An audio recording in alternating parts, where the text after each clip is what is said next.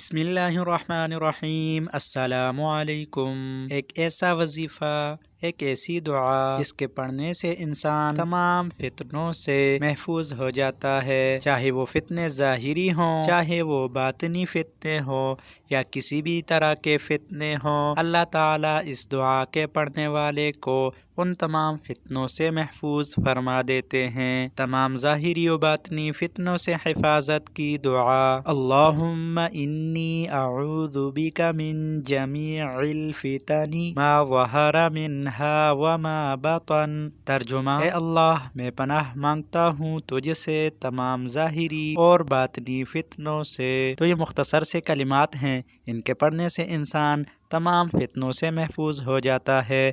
اللہ تعالی ہمیں ان دعاؤں کو اپنی زندگی میں شامل کرنے کی توفیق نصیب عطا فرمائیں اور ہمیں دین اسلام پر استقامت نصیب عطا فرمائیں۔ اللہ تعالی ہمیں سنت اعمال کے مطابق زندگی گزارنے کی توفیق نصیب عطا فرمائیں۔